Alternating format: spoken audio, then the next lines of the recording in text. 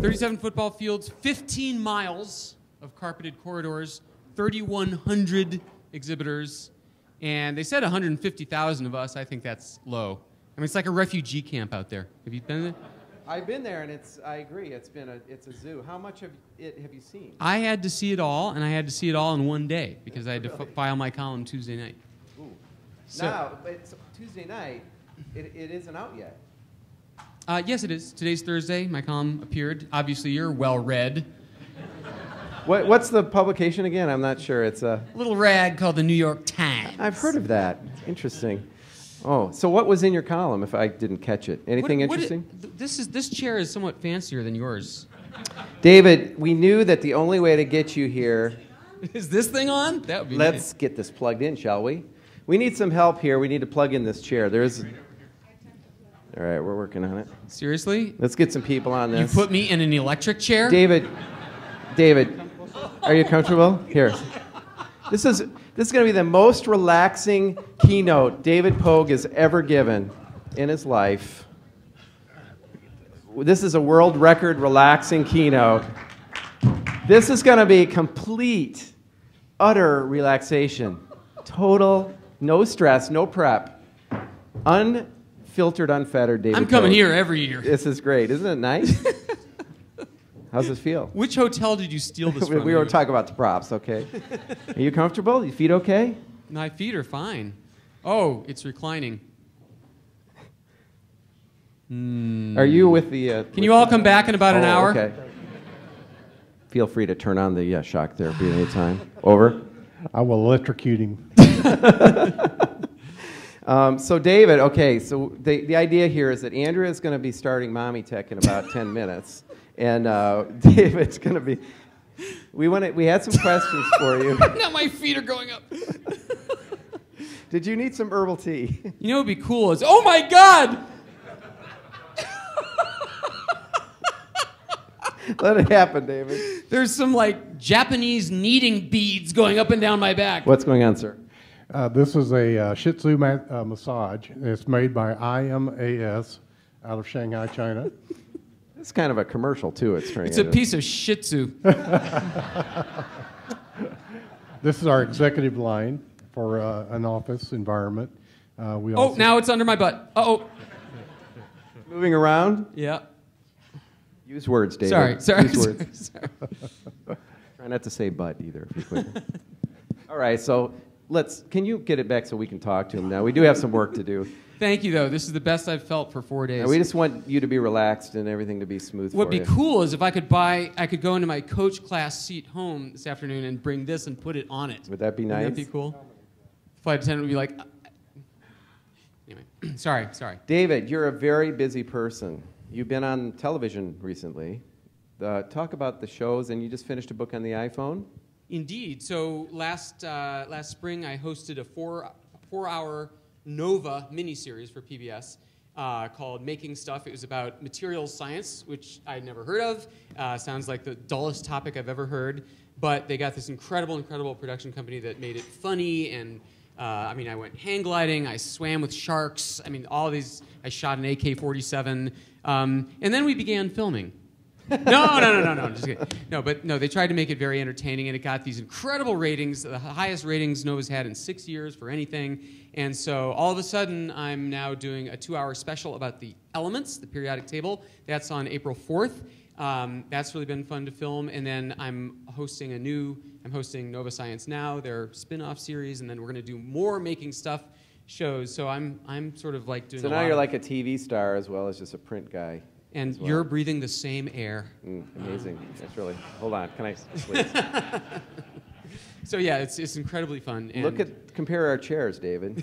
Exactly. Andrea... I'm the robe. You have any questions for David? As long as they're relaxing. Yeah, can you get a shoe off my Andrea, cord? you've done some television yourself, I understand. I have. Not nearly as much as you. But have you fired an AK-47? I have not. And At I sharks, have not swam while with hang sharks gliding. or cages or no. No, but I have walked the show floor all 37 miles. I have my little Fitbit on here to prove it. Very So, nice. yeah. One question I did have is, what have you seen that's really cool? That's obvious question for CES. Well, if you'd read my column. Sorry, David. No, I think the two coolest things were Casio has a watch, a GeForce watch, that uses a new flavor of Bluetooth that's just going to come out this year called Bluetooth 4.0 is the consumer name, but it's known in the industry as Bluetooth LE, or low energy. The problem with Bluetooth is it eats up your battery for your phone or whatever it is.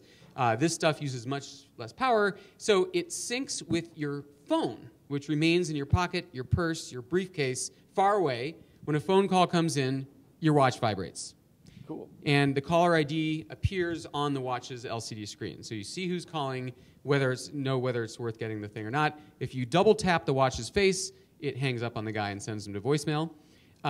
It also, if you get a text message or an email, watch vibrate, shows you who it is. If you lose the phone in the couch cushion somewhere in your house, press a button on the watch, it makes the phone start chirping at the top of its lungs, even if it was on silence mode. If you leave your phone on the restaurant table or at a meeting and you start walking away, forgetting it, once you hit 30 feet out of range, your watch goes nuts. It says you left your phone. Wow. Oh, geez. Does it look geeky? I mean, does it look looks like normal any watch? other Casio LCD watch. So, if you have a heart attack and doing that "I've fallen, I can't get up" thing, you hold down a button on the watch. It makes your phone dial 911 wherever it is in the house. Wow. So very, very clever. That's cool. Right now, the number of phones that the watch works with is 0. Which Little could problem. be considered a drawback. But that's only because Bluetooth 4.0 is so new. That's the whole idea behind CES, right? You see what's coming down the pike. So later this year, I expect we'll be seeing that. The other really cool thing is Escort, the radar detector company. They now have a module that plugs into your radar detector and talks to your iPhone or Android phone, which you prop up on the dashboard, and it communicates. So anytime any Escort owner is hit by a policeman's speed trap radar gun, it's broadcast to all the other Escort owners, and all the speed traps all around the state or wherever you're driving appear on a Google map on your phone. It doesn't even seem fair, does That's it? just not fair. These all low-tech cops are sitting there with their guns, I know. thinking they're high-tech. I haven't stopped anyone in 4 days. What's going on? What the hell's going on here? David, don't work yourself up. Oh yeah, You where's the okay? button? Relax. We might need some of that herbal tea. So you wrote a column a while back about your son's iPad addiction, and I could relate to it because I think we all have that same addiction as reviewers. We're just in it all the time, and it's you got more people talking about kids and technology with that column than I think 25 years of my columns and other publishing. So that's great because it's bringing a lot of visibility to that. Talk about can you give us an update to that? Sure. So the column was about my son Jeff, who was 6 years old at the time. And when I talk about iPad addiction, I mean he wanted it every minute of downtime. He wanted it at dinner. He wanted it in the car. He wanted it waiting in the restaurant for food. And he wanted it before bed. And if you tried to take it away, Jeff, it's bedtime, dude. I got to take this away. He would literally get upset. He would get visibly upset. And to me, that's addiction. I mean, it was really disturbing. But the thing that makes it, so the obvious answer is, well, dude, limit the time or take it away or teach him, whatever. Right. But it wasn't that simple. And the reason it's not that simple is because of what he likes to do on the iPad. He was not shooting aliens. He was not rotting his brain. He was not watching videos. He was doing Rush Hour, like logic games. He was on GarageBand composing freaking music at 6 years old. He was doing those amazing apps from Smule where you learn to play the virtual violin. Yeah, which is amazing. Hold on a sec. I got to turn this slide. I mean, am I really going to say, no, son, you've practiced your music way too much today? I mean, I'm not going to do that, And so it was a really, the question wasn't, is my kid rotting his brain with electronics? The question was, how much is it wrong to spend so much time with the electronics when he's actually doing something that parents should be encouraging. Like my daughter is 12. She reads all the time on her iPhone. She's reading Kindle books and good books. So am I supposed to take it away just because she's using an electronic to do an activity that we should embrace? Parenting advice needed, Andrea. Well, I think it actually begs the question, why is there a divide anymore? Because these items exist. The devices exist, and they're part of our lives. So why is there the divide of real book, paper book, and electronic book? They're just books.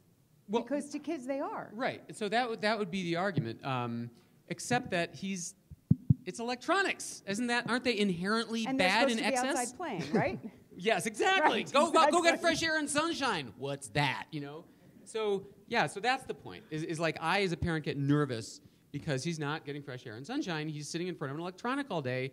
But then the other side of me goes, but he's expanding his brain. He's bigger. So this is the update. So the update is I still limited the time. It still made me uncomfortable to see him on that thing all the time.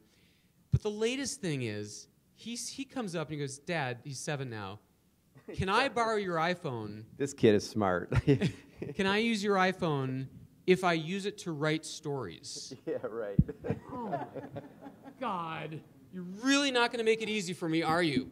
And so I said, you know what, Jeff? You're in first grade. You're learning to read and write. I'll tell you what. You can use my iPhone all you want as long as you're writing. I mean, that seemed like a no-brainer, right? Look, can we evaluate that? Is this the right move, audience? Raise your hand. Did he do the right thing? Raise your hand. I can tell a lot of people are still nervous, but it's a gadget. Right. Yes, but he's writing. Now, you haven't heard the whole story. So I give it to him in the car, and he's very quiet. My older 2 kids are 12 and 14, much older. So we're all talking about this and that and things going on in the world. And he's in the back seat, very, very quiet. And every now and then he'll go, Dad, how do you spell accept? Well, Jeff, how do you think it sounds? E-X, right? E-P-T. There's a C in there, okay? And then, 5 minutes. Dad, how do you spell crocodile? Okay, he's working on something. And this is unretouched, okay? I had nothing to do with this. I haven't even read it all the way through. This is from a couple days ago. I haven't even looked at it. He doesn't want me to look at it. This is what he wrote. I'm not saying it's Dickens, but, there once was a family far away from any house. Every person that came near that house got a curse. Bum, bum, bum. And no one knows who lives in that house except for one kid. They say he was a spirit, and they also say he's a ghost. Everyone always bows when he's close. And by close, I mean a mile away. He's still mastering quotation marks. Nobody ever talked to him. Well, actually, he wouldn't talk back. Also, he talks like he talks. Also, he's the only one that could go close to the house. You don't need to know any of that, except for everything I told you. Let's start the actual story. One day, the ultimate kid disappeared. Jeff, it's bedtime. But, that must have taken him half an hour. But, come on! Who wouldn't encourage this? So now I'm really freaking torn.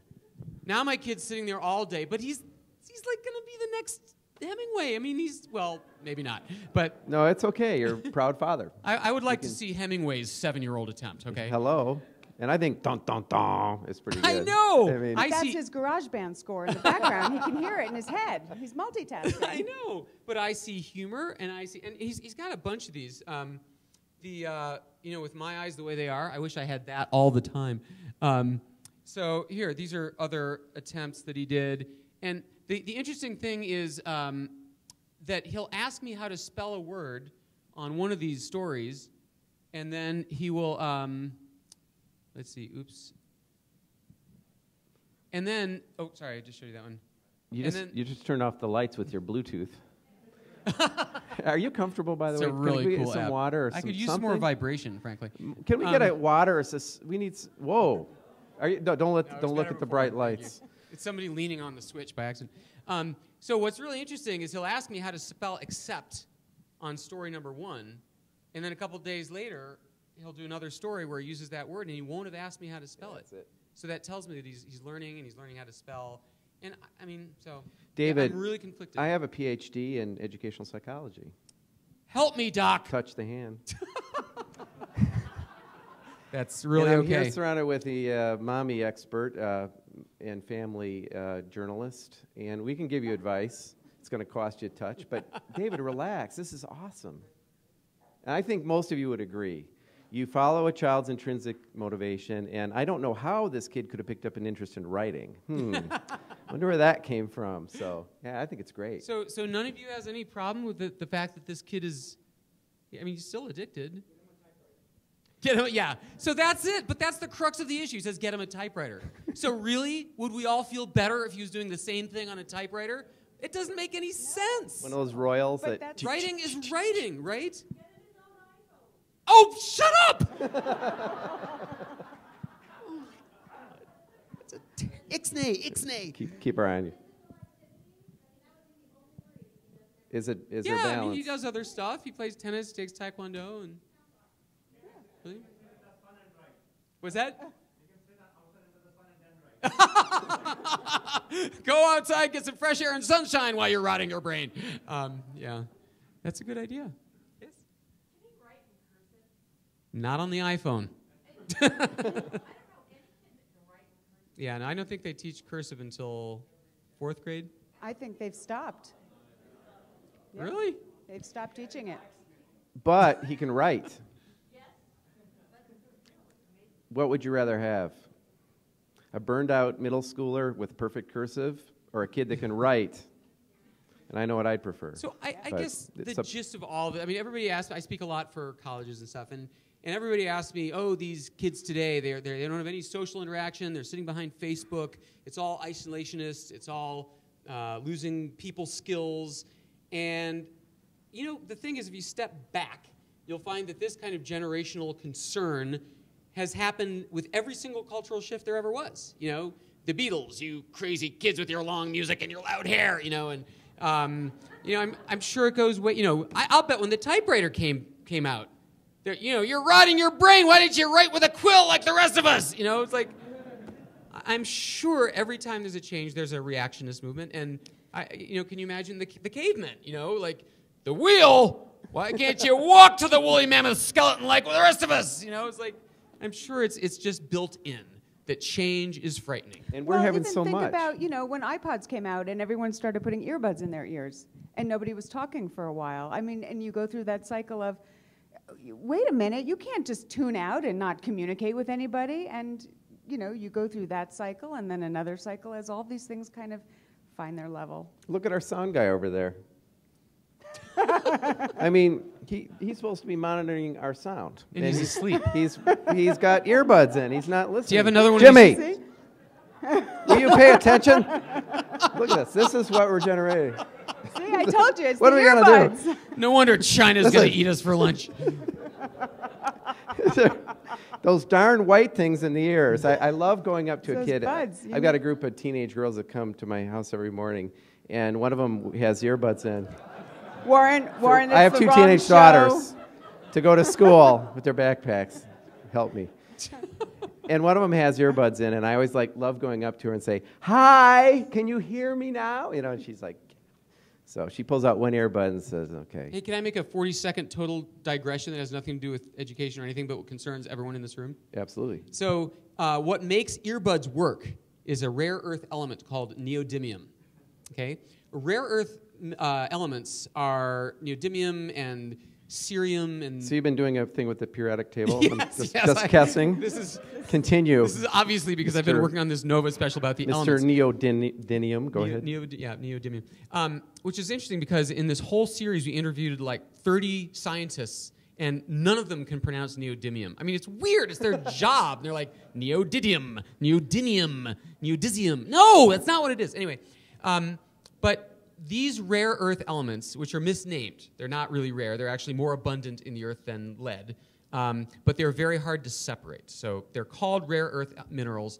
And they used to be relatively worthless. They were the trash fish of the ore deposits. But they are now the core of lithium-ion batteries and every app phone, every smartphone, iPhone, Android phone, iPad, electric cars. And buckyballs. And buckyballs are right. Buckyballs are neodymium with iron and boron mixed in. Super magnets. Televisions, flat panel TVs, the colors are formed by rare earth elements. So what have I just named? I've just named every major technological development from the last 15 years. Smartphones, flat panel TVs, electric cars, all of it relies on this stuff, okay? Where do rare earth elements come from? China. What % of the world's rare earth elements come from China? 98%. What are you, a scientist? That's Scott Traylor. Oh. He has Wikipedia in his brain. Oh my God, 98%. Give the man a stuffed animal. 98% of rare earth elements come from China, which is fine as long as we can get a copious supply from China. But Scott, what has China been doing for the last 2 years? Right. China has been throttling down exports 30% a year. By the end of this year, they will be exporting 0. And so what they're thinking is, why should we export these essential elements to the rest of the world to support our economy, to provide jobs here, when they could get us to set up our factories over there? Because they've got the rare earth elements we need to make the stuff. It's ingenious and scary as hell. We all are worried about the oil shortage? Dude, that was a warm-up act. What if we couldn't have David, batteries? I'm going to turn your chair out a little bit. Relax. Is that okay? Much better. Okay, it's all right. If we ran out of batteries. We need some herbal tea fast here, folks. This is. But don't you think we all need herbal? I mean, isn't that terrifying? And it's this great, I mean, Congress knows about it, the scientific community knows about it, but the people don't know about it, that this is going to be the end of our iPhones and iPads and electric cars and hybrid cars. After we've all become addicted to them. After we become addicted. Right. So, what is the government doing? The government has gone to the number 2 rare earth elements deposit in the world, which is Mountain Pass, California. It was shut down 10 years ago for environmental violations and because nobody gave a crap about these rocks. But all of a sudden, they're super valuable again and essential to our national security and our phones. So they have just spent the last 2 years gearing up to reopen the Mountain Pass mine. They expect in 4 years to be producing 25% of the world's rare earth minerals right here in the U.S. of A. Isn't that an amazing story? That's cool. Premiering April 4th on PBS.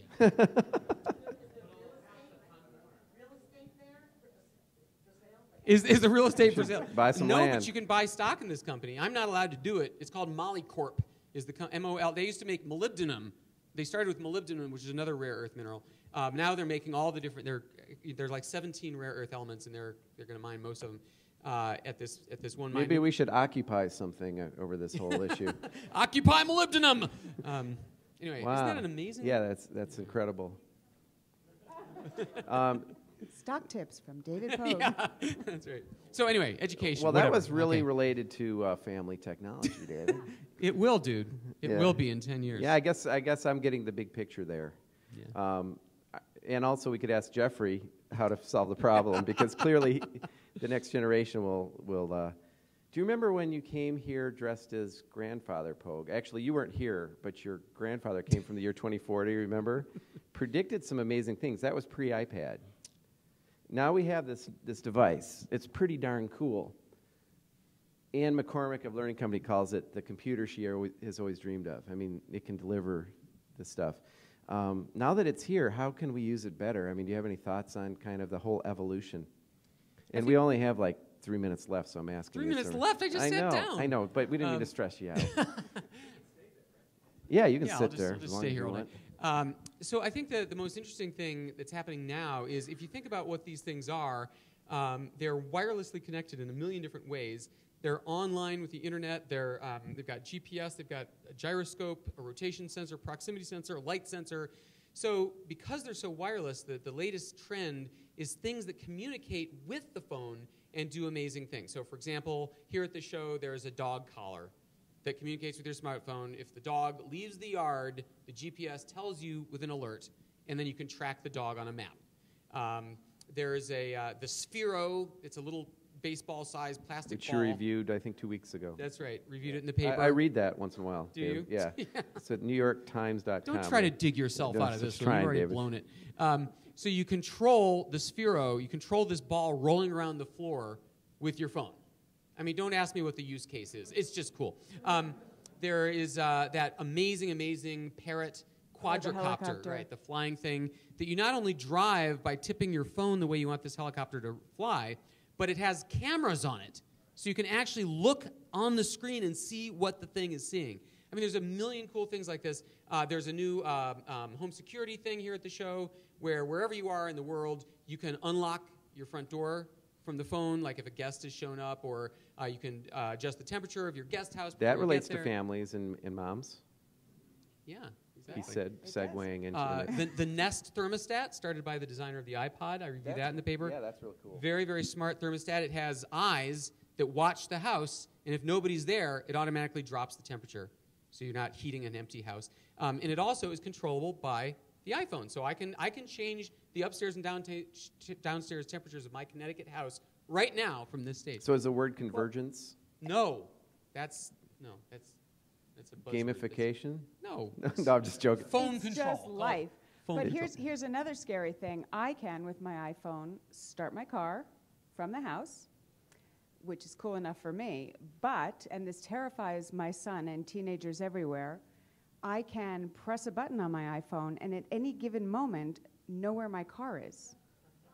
So if he's out driving it, he's very happy to be out of the house now. But if he's out driving it and he says, "No, I'm just staying in town tonight, Mom," or "I'm going over to Dan's house," and all I have to do is hit a button, that GPS narrows in and I know exactly where he or anybody else driving my car happens to be. Or hit a perimeter on the phone, and when the car goes outside of that, it will text my phone. This is your 35-year-old? Yes, Yeah. yes. Because I like to keep tabs on everybody. Exactly. That's really, what is that? That's cool. What It's is the Viper Smart Start that? app. Viper Smart Start. That's very cool. Well, And the other thing is, just to throw this out, so that's all related to the other major new thing that's going to be changing all our lives, which is augmented reality. Yeah. So that's where you're looking through the phone's camera like this, but it's superimposing on your view information about the world around you, about what you're looking at, because it's got internet and it knows what you're looking at. Like there's a New York subway app that you can look through the phone at the ground, and it tells you what subway line is beneath your feet. Or then you go like this and turn around, and it shows you which way to walk to get to the nearest station. There's a Twitter app where you hold it up like this. You can see who's on Twitter right now, and then you tap that person's icon. You see what they're saying. I mean, I think it's the possibilities are endless. You know, a swine flu detection. You know. where did you point? I mean, that would be really cool. Or imagine if you're looking to buy an apartment or a house. You know, imagine you could hold this up and it would superimpose, you know, someone was murdered here, or, you know. We are living in an incredible period, and I think we're very blessed as just a generation to be born to see this, but cursed that we have to figure it all out, right? That's right. But we have Jeffrey, right? We have Jeffrey. Real pull us fast. out of this. He'll guide us. Since we very rarely get to talk to you, we know that you covered Apple for a long time, and we lost Steve Jobs, and we're going to do a tribute to Steve tonight. And I was wondering if you had any thoughts on. You followed Steve for a long time. Did you have any Steve Jobs stories or anything that you want to share, or you're just curious? Sure. I mean, I might have told this story last year or two, but Steve Jobs, unlike any other CEO in the world, was fond of picking up the phone and calling reviewers whose work he enjoyed or didn't enjoy. It tended to be more the latter. So he would call up, and I remember I trashed iMovie, the new iMovie 08, because it had no features, and he called up and he just said, "David, it's Steve. I just read your iMovie review. Listen, you have no fucking idea what we do here at Apple, do you?" It was bad, and he proceeded to ream me out. And then another time he, I did that. Sorry, David. Can I turn on the chair a little more? I'm sorry. And another time I did that music video to the tune of "I Did It My Way," but it was "I Want an iPhone." Yeah. Look it up on YouTube. It's very funny. When the iPhone came out, I made a movie parodying the hysteria, and it was kind of mean. I mean, it was like You didn't like that? it was like. I want to touch that precious screen. I want to wipe the smudges clean. I want my friends to look and drool. I want to say, look, now I'm cool. You know, and all this stuff about you couldn't remove the battery, and there was no keyboard, and there was no memory card slot, and everything. But it was funny. It was funny. It was very funny. So Steve Jobs called me. I was at dinner with my family. It was like 9 o'clock one night. And David, it's Steve. Listen, I just got back from vacation. My people showed me this this video you made. And I'm like, oh, boy, here we go. I just want to say, it's the funniest goddamn thing I've ever seen in my life. Wonder if you can send me the QuickTime file of that. Like, sure.